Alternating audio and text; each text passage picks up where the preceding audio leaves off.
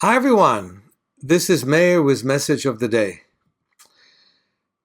The first successful cataract patient I had was my own grandmother.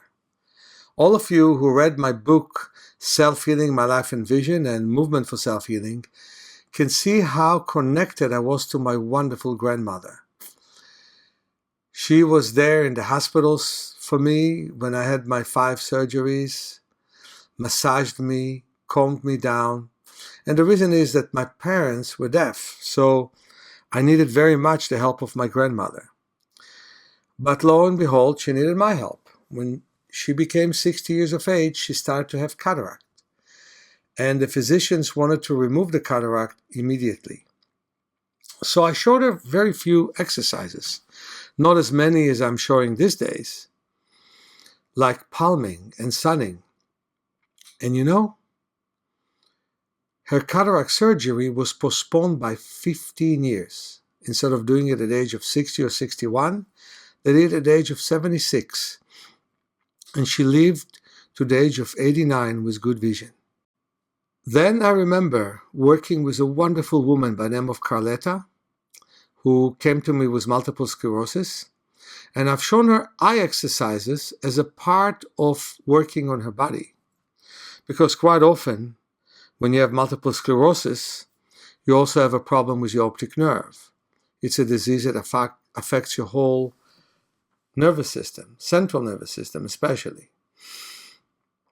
Well, after doing palming while doing body exercises, she was checked second time, while in the first time a small cataract was discovered, and the second time it disappeared. I had a wonderful lady who came here to work on her cornea mainly, but she also had cataract. I met her 9 years later when I visited her hometown, which is Portland, Oregon, and she said in order to visit me, she saw her ophthalmologist who said, keep doing what you're doing because your cataract does not change in 9 years. Again, I either help people slow down the growth of cataract, stop it, or reverse it. And I really would prefer to work with people in stage 1 of cataract or stage 2 on stage 3 and 4, of course. Sometimes we reverse it even in stage 4. And sometimes we give up and we encourage our clients to go and do a surgery. And sometimes I have to work on a client for 4 or 5 years until they agree to do surgery. I get them to meet with my friends who are ophthalmologists and ask the ophthalmologist to convince them to have the surgery. And it works sometimes.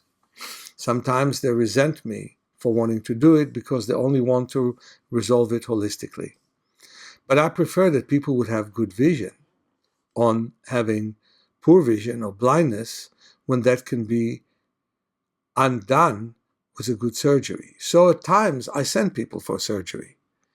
But in about 75% of the time, I'm able to either postpone it for many years, like in my grandmother's case, 15 years, or not ever have it.